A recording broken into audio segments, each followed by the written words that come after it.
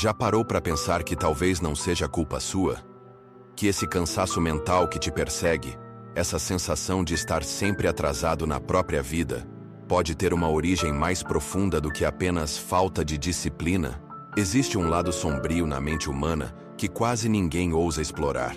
Um lugar onde a ansiedade e o TDAH não só coexistem, mas se alimentam um do outro num ciclo silencioso que sabota objetivos, destrói relacionamentos e corrói a autoestima pouco a pouco. Enquanto muitos acreditam que basta ter força de vontade, a neurociência revela que há engrenagens invisíveis girando dentro do cérebro, controlando comportamentos impulsivos, sabotando decisões e tornando o simples ato de começar algo um desafio sobre-humano. A verdade é dura. Não se trata de preguiça. Se trata de uma batalha química e emocional acontecendo dentro de quem está lutando para viver. Mas existe um caminho para quebrar esse ciclo. Um caminho que envolve consciência, mudança de hábitos e uma reconexão profunda com o que realmente importa. E tudo começa quando se tem coragem de encarar o que está por trás desse abismo emocional que ninguém vê, mas que consome tudo por dentro. É comum viver anos imerso em um caos silencioso, sentindo que há algo de errado, mas sem conseguir explicar o quê. Uma confusão mental constante, impulsos que parecem incontroláveis, esquecimentos inexplicáveis, uma angústia crônica que aperta o peito sem motivo. Muitos carregam isso como um fardo invisível, acreditando que são fracos, preguiçosos ou simplesmente errados. Mas tudo muda quando a neurociência entra em cena e mostra que por trás da procrastinação diária, da ruminação exaustiva e da impulsividade que machuca, há uma base neurológica legítima, complexa e profundamente humana.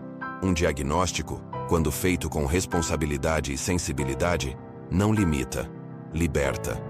A partir dele, é possível perceber que o que se vivia não era desleixo, mas uma batalha constante contra um cérebro hiperestimulado, carente de dopamina estável, que vive entre extremos. É nesse ponto que o autoconhecimento começa a tomar forma, revelando que aquilo que sempre foi tratado como defeito, na verdade, era só um pedido de socorro não compreendido. Existe um erro silencioso, mas extremamente comum, no modo como se diagnosticam transtornos como o TDAH. Ignora-se a importância de um diagnóstico retrospectivo, onde se analisa a infância, os comportamentos antigos, os primeiros sinais de impulsividade, dispersão e dificuldade de organização emocional. O problema se agrava quando o tratamento é reduzido a uma fórmula rápida. Prescreve-se Venvance como se fosse uma cura mágica, sem investigar o que está por trás da ansiedade, dos distúrbios do sono, da irritabilidade constante. A medicalização, quando feita sem um plano mais amplo, não trata a raiz, apenas anestesia os sintomas. Com o tempo, isso pode gerar uma falsa sensação de normalidade, enquanto o cérebro segue dependente de estímulos artificiais, sem aprender a regular sua própria dopamina. É preciso repensar a forma como esses diagnósticos são conduzidos, porque sem esse cuidado, corremos o risco de apagar a dor com remédios, em vez de escutá-la. E quando a dor é silenciada sem ser compreendida, ela volta com ainda mais força, pedindo atenção por outros caminhos. Quando a dor mental não encontra mais alívio em diagnósticos rasos ou em comprimidos, surge a necessidade de transformação verdadeira.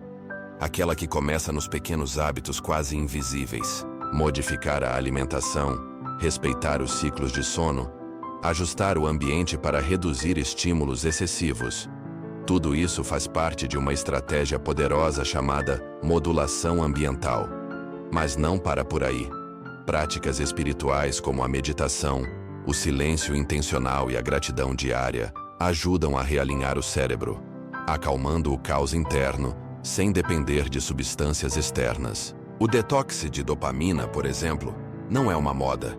É um treino para ensinar o cérebro a encontrar prazer em processos lentos, em lugar da recompensa imediata.